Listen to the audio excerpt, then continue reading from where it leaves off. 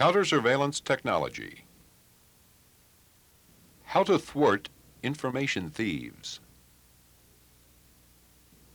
With facts on who's at risk, telephone taps, bugging and debugging devices, the professional sweep, new technology, and security consciousness.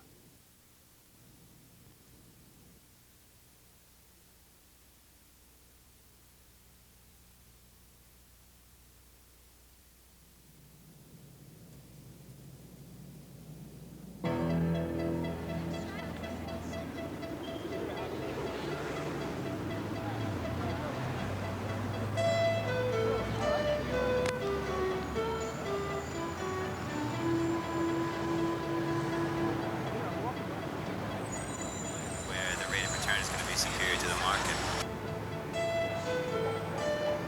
$1 million or more. $1 million? You're talking multiple trades in a day. Uh-huh. You have to be at the forefront of the market if that's where you make. Do it.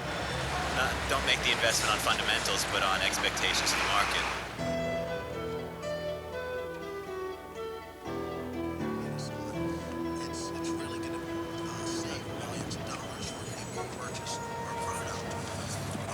It's going to leave the competition in the cold.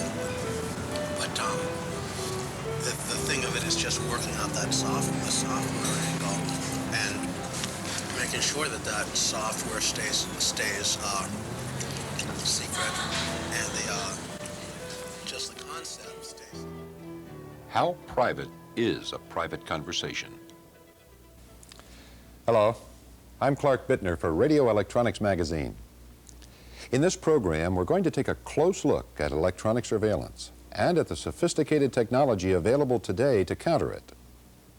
You'll see it's an intriguing game of spy versus spy, with remarkable technical wizardry on either side. In today's business world, information is a valuable commodity. If a business can learn the advertising strategies of its competitors months in advance, know the formulas for new products before they're patented, know court decisions before they're made public, if they can know tomorrow's headline today, they may sometimes stand to gain millions of dollars.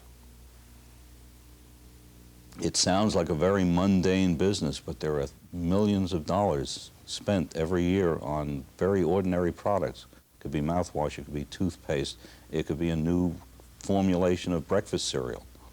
Anything that involves the kind of dollars that are involved, the millions of packages of these products, everybody wants to know about.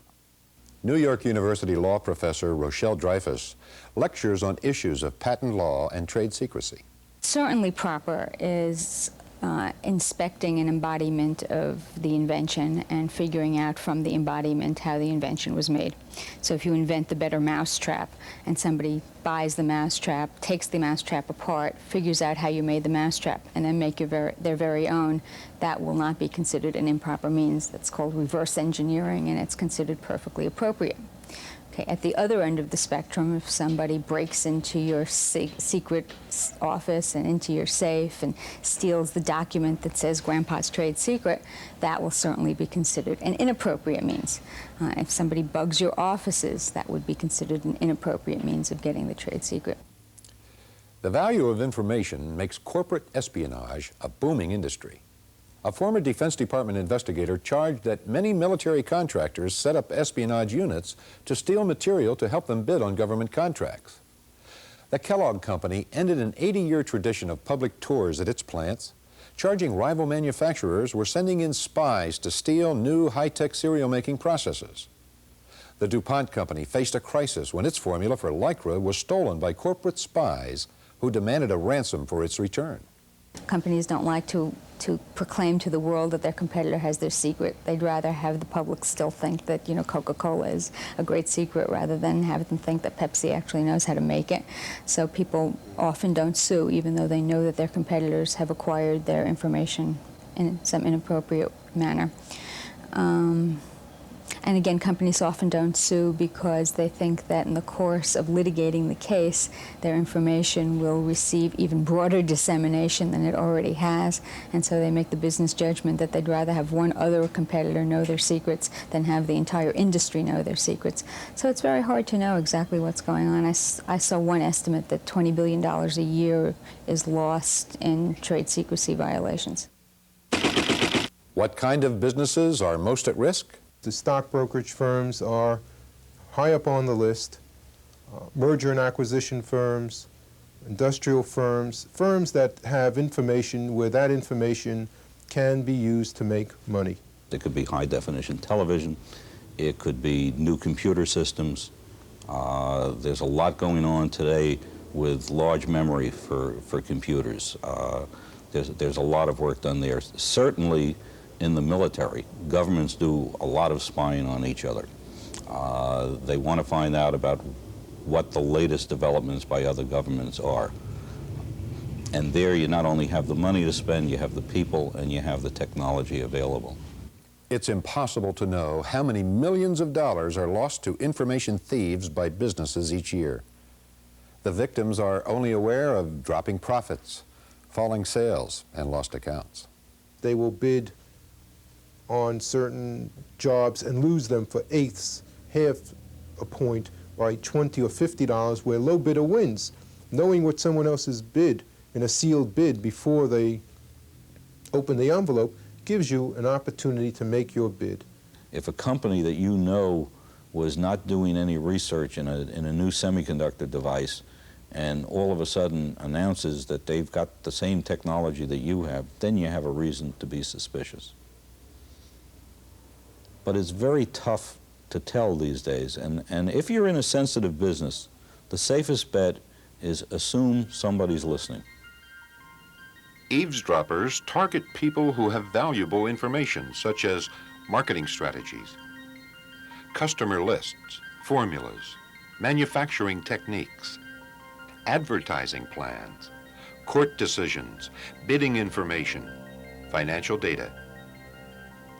Likely targets include stockbrokers, arbitrage firms, merger and acquisition firms, manufacturers, high-tech companies, any competitive industry, from oil to cosmetics. Businesses should be on the lookout for warning signs such as bids lost by fractions of points, products in development being made public by the competition, competitors responding to ads before they're printed.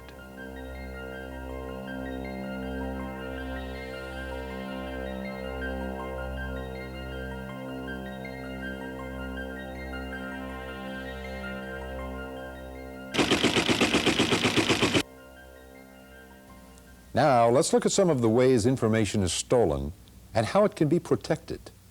The telephone line is a vital means of communication for any business. And today, not only are important meetings conducted over the phone, but key documents are sent as faxes, and computers transfer confidential data across phone lines. All of these communications can easily be intercepted by a telephone tap. How do you protect yourself in general? If somebody comes from the telephone company to work on your phones, make sure the telephone company was called. It doesn't matter if he has an identification card or not. Make sure that somebody called him to come. And if you still have a doubt when the guy shows up, take his identification card and call the phone company and find out if he's who he says he is. He only needs a couple of minutes alone to tap an extra wire in. Because it can be placed at any point on the wire, from the telephone instrument itself to the telephone office miles away, it's rarely possible for an average person to discover a telephone tap by searching for it physically. With today's technology, if a professional is doing the bugging, you won't know. There aren't going to be any clicks on the phone.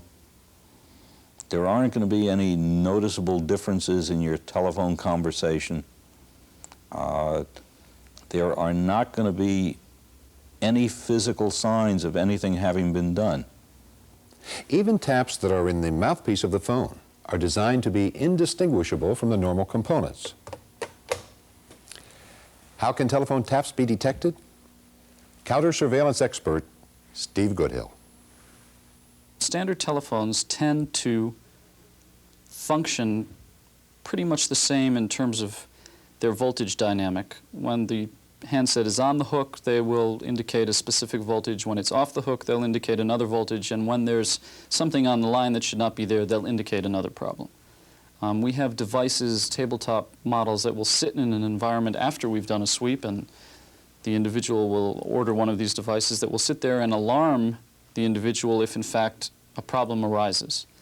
Then we have a full range of telephone analyzers that we use to determine if there's a hard wire tap, an inductive tap, how far down the line the item is located. We have some extremely sophisticated devices that are hand-built by the engineering department. A more sophisticated type of tap, called an inductive tap, never physically connects to the telephone wire. Instead, it reads the magnetic field surrounding the telephone wire. There's no significant effect on the voltage on the line, making these taps more difficult to detect. There's a device known as an infinity tap. I don't know if you've ever heard that term before. It's similar and it's different. If one of those was installed in your phone, somebody from any place in the world could call your telephone. It would not ring. He would blow a tone from a mouth harmonica or from an electronic tone from a simple little keyboard kind of device into his telephone. That would turn on the bug in your telephone, and he could now listen to anything that was going on around your phone from any place in the world. We have a telephone analyzer with something called a time domain reflector on it, which in layman's terms is like radar or sonar. If there's an anomaly on the line, it sends a transmission down the line and reflects back from that anomaly, and by virtue of the time differential, you can then determine approximately how far away the tap is located. When a tap is detected, there are devices that exist to disable them. We manufacture devices such as a telephone nullifier, a tape nullifier, where the person on the other side of our conversation would be taping my conversation, per se. He would see his tape going round and round. When he'd stop his tape after our conversation, play it back, he would have nothing on the tape. Mystified. But there is a satisfying alternative to removing or destroying telephone taps. Technically in the trade, it's called disinformation. Yeah, let them listen to what we're saying. We won't say anything of value here. We'll say that someplace else. We'll set up another room someplace else, and we'll use this just to give false information. We'll tell them about this new super automobile that we're producing that has a 400 horsepower motor, and at the meantime, we'll really be working on an economy car that's going to get 800 miles per gallon. Phone calls from cars, boats, planes, cellular phones, and long-distance calls are especially vulnerable because they're sent across radio waves, which can be easily intercepted by nearby eavesdroppers. There's currently no way at all to detect that kind of interception, but technology exists to protect even these communications almost absolutely. Encryption devices, or scramblers, work by taking sound and digitizing it. A computer then reorganizes those bytes randomly. The signal is sent through the telephone wire. At the other end, a matching machine descrambles the signal and converts it back into sound. We have some scrambling units, scramblers, which always come in pairs, of course, that will rotate codes 10 times a second. So you'll set the code on which you're going to transmit. Your partner will set his receiving code in tandem with you.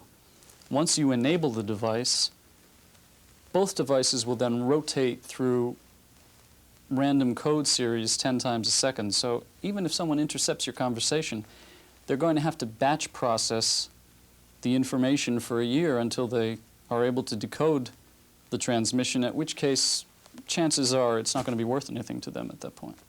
With the use of a scrambling and encrypting device, you can achieve 100% total security and have a secure feeling of knowing that your conversation cannot be violated by an outside party.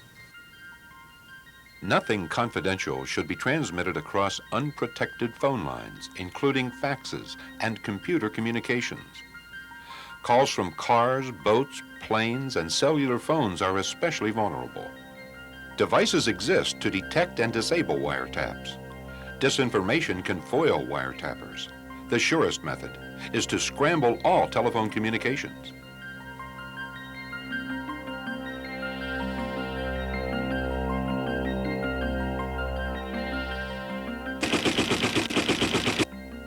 As opposed to a wiretap, a bug is a tiny microphone which can listen in on a conversation anywhere in the room. Wireless mics transmit the audio to a remote location. Bugs can be as small as a kernel of corn. And subminiature microchip technology is making possible the creation of steadily tinier bugs.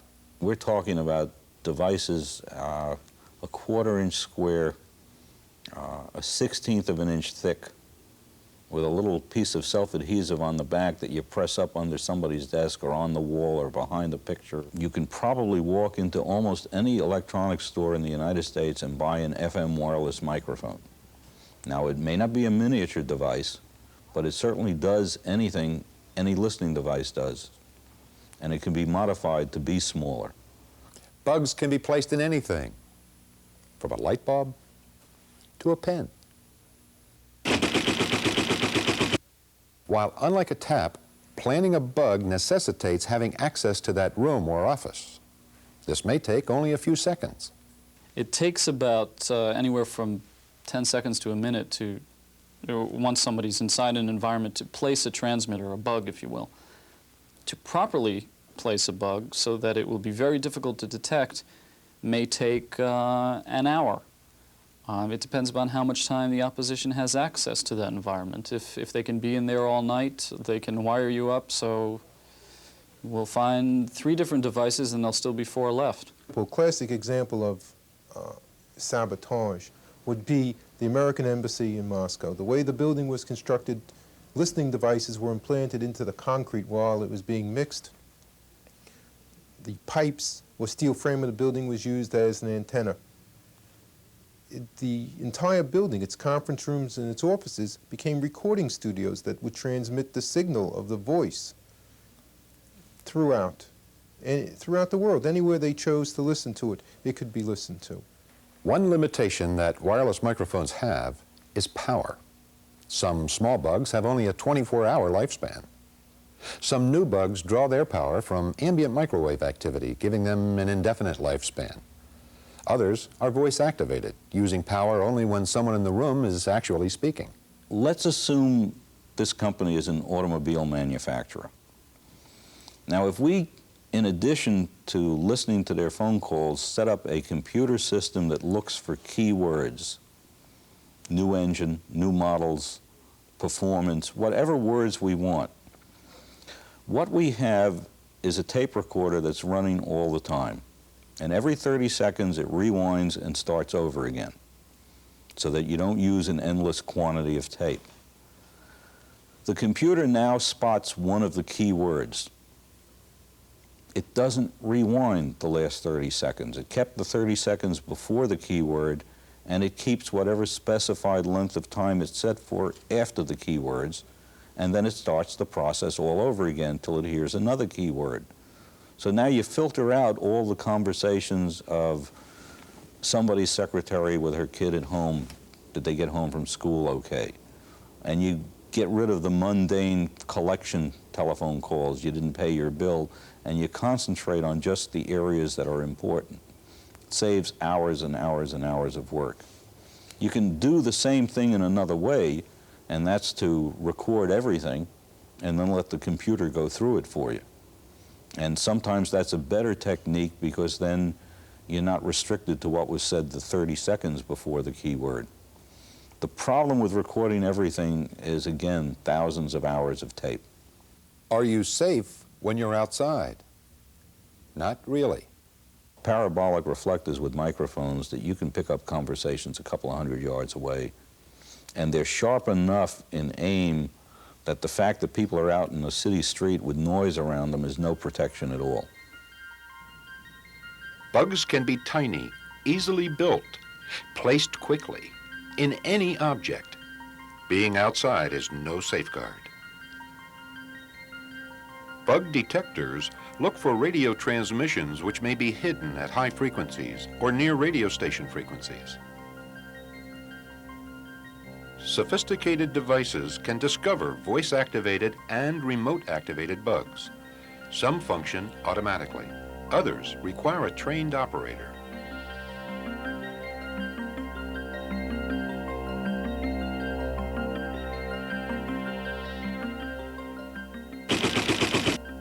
Bug detectors are, in part, radio receivers.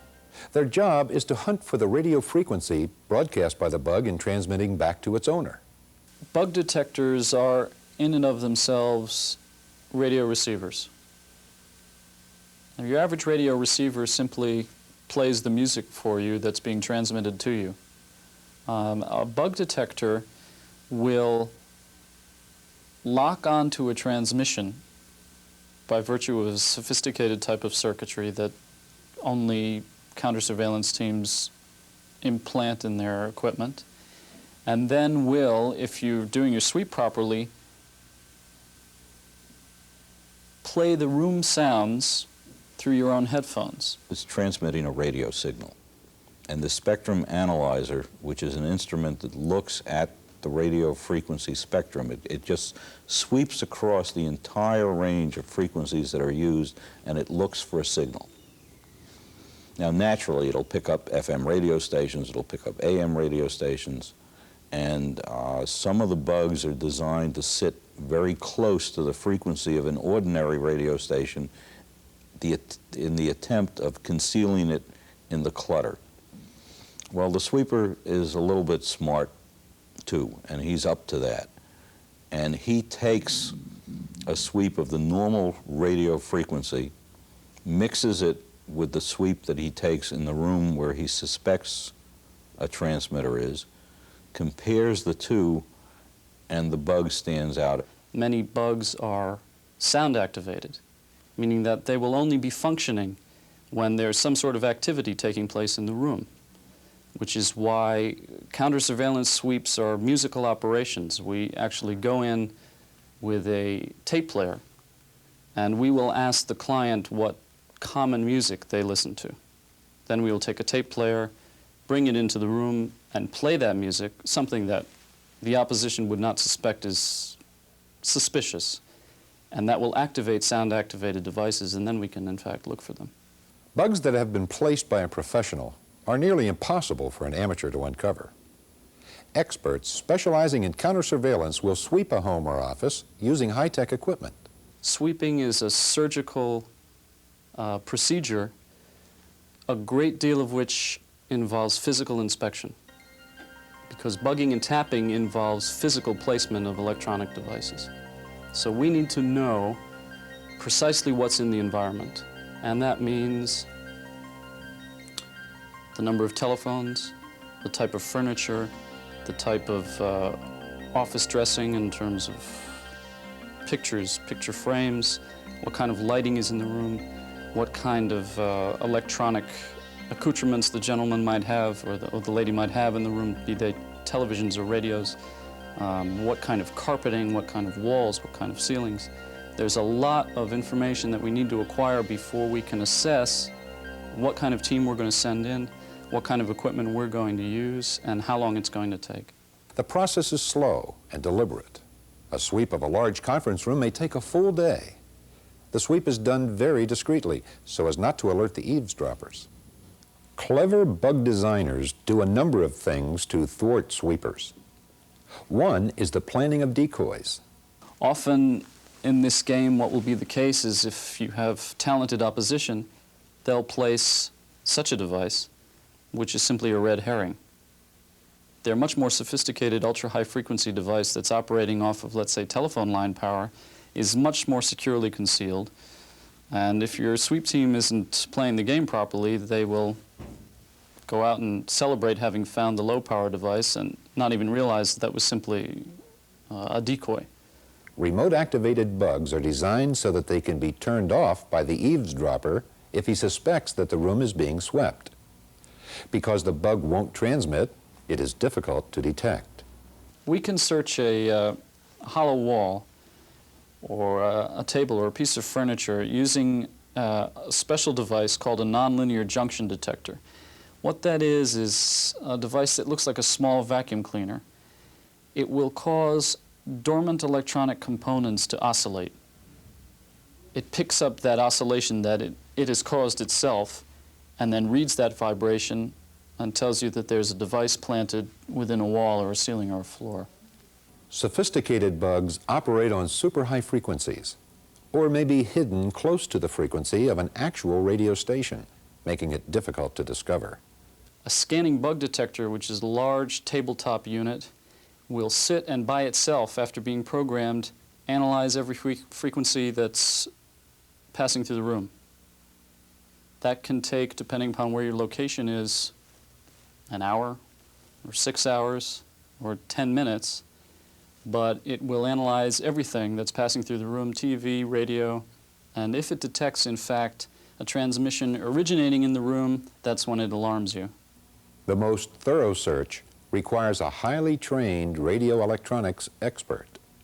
Manual transmission models, which really need a well-trained operator, something like a panoramic surveillance receiver, in which a well-trained operator has to sit in front of the device, monitor an oscilloscope-type display, analyze every spike of radio frequency that's passing through the room until he finds the anomaly, a radio frequency transmission that's originating in the room.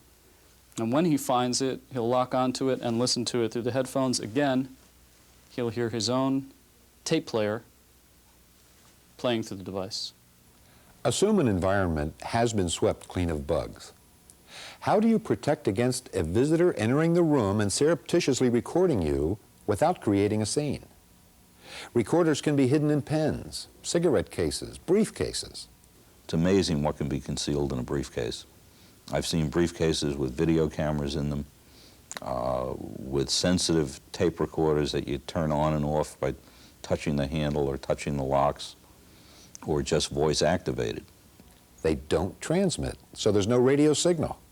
And you certainly don't want to put business associates through physical searches or X-ray machines. How do you detect hidden recorders?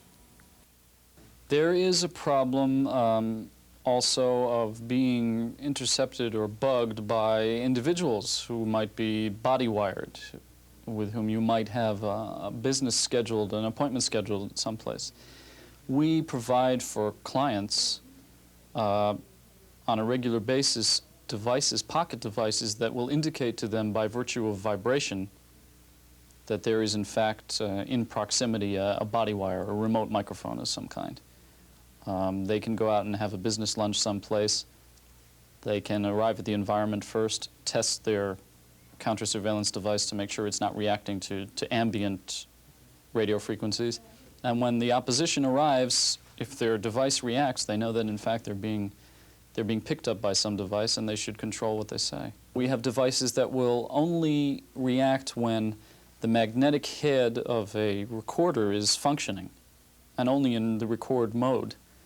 With all of this expensive hardware and technical expertise, can you ever be sure all the bugs have been found?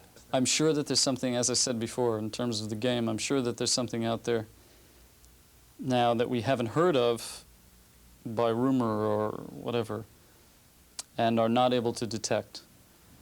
Theoretically, you can detect any kind of transmission, because if the technology exists to transmit, it exists to receive. And if it exists to transmit, then somebody's picking up that transmission, and therefore, unless they're not from this planet, we can certainly pick up the transmission as well. But if there is a new device out there that will only transmit and be received by some magical kind of receiver, and we don't know about it yet, theoretically it's possible, but we haven't come across such sophisticated devices. Once a room is completely secure, what keeps it from being bugged again? We most highly recommend that the individual not assume that because we've swept and found or not found something that he can go on his merry way. Usually we try to have a technician come back in on a regular basis, and we also recommend equipment that will keep that will prevent further interceptions. A professional sweep should include questions about the environment, a thorough physical inspection, a thorough electronic inspection. All should be done as discreetly as possible. Follow-up procedures are needed to prevent further bugging. And remember, visitors can be bugged.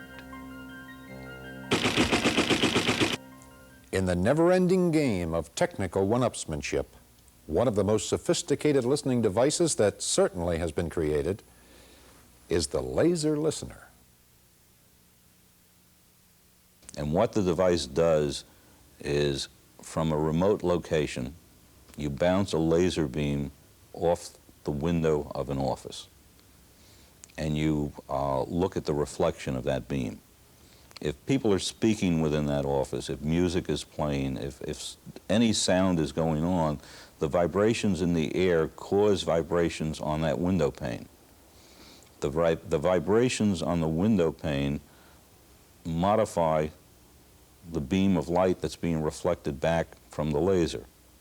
And at the receiver that's picking up the reflected beam, you can listen to what's happening in that room. It converts that signal back into sound. To detect it is difficult, unless you can physically see the beam, and you usually need night vision goggles to see that beam. You won't get any sort of response in the room. You won't detect a radio frequency signal of any kind.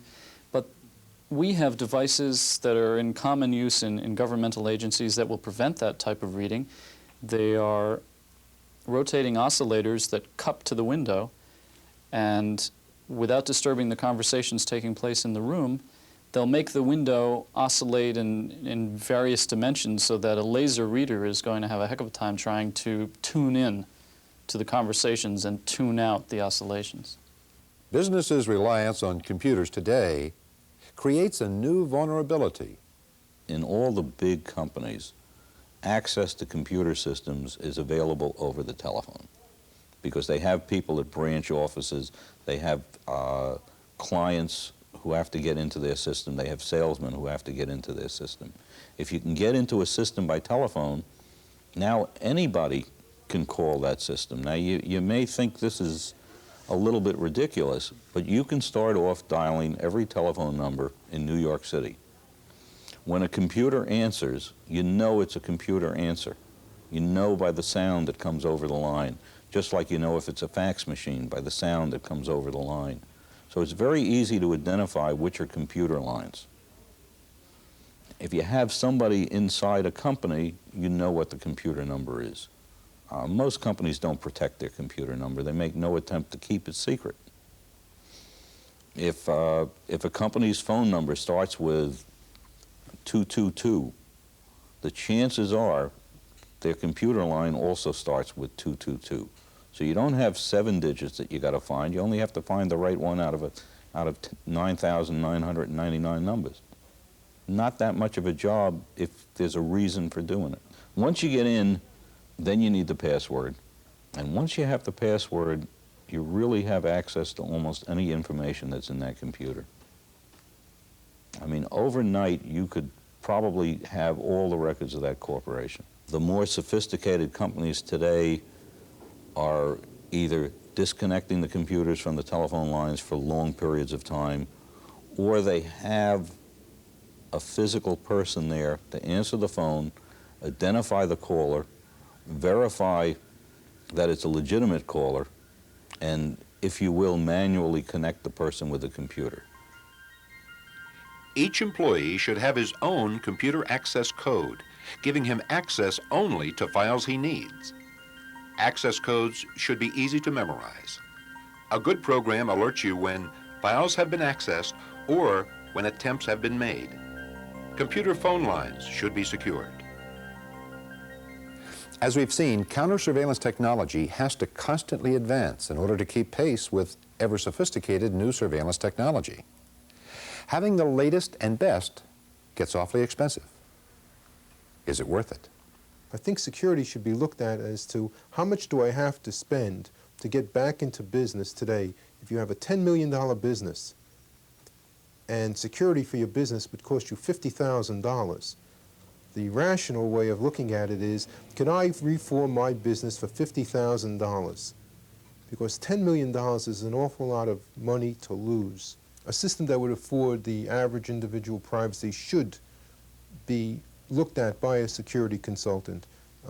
You don't want overkill, and yet you do want what's going to be good for you, what you're going to use comfortably, and what will be used all the time. It's no good having this monster that you're not going to use and you're going to be afraid of. It's similar to protecting your home. You know, is it enough to have an intrusion alarm, or do you really need an armed guard? Depends on what you're trying to protect.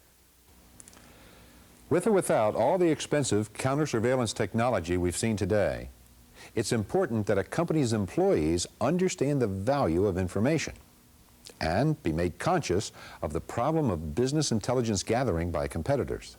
You prevent access to files, you prevent access to copying machines. And a lot of bigger companies, for example, to use a copying machine, you've got to take a document to the copying department. You can't do it yourself. The Xerox type copier is the worst threat to security of documents that anybody can think of. Companies that have little desktop copiers, anybody can walk up with a document and make a copy of it. You wouldn't leave gold bars sitting on your desk and walk out of the room. Well, don't leave your financial reports on your desk and walk out of the room. Some federal agencies, to my knowledge, encode their material in some special ways to make it hard to copy. I've seen documents in yellow ink on transparencies that are almost impossible to make a copy of in a normal copying machine. Practical tips. Classified information should be given special treatment. Employees should be made security conscious and be given limited access to information. Classified documents must be protected. Copying of sensitive documents should be controlled. It can be helpful for companies to formulate a definitive security policy with special treatment for classified information. Every secretary should know what information should and should not be given out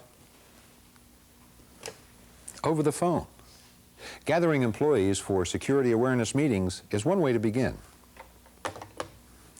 Remember, the oldest and surest way of keeping secrets safe is for people to know simply when to keep their mouths shut. For Radio Electronics Magazine, I'm Clark Bittner.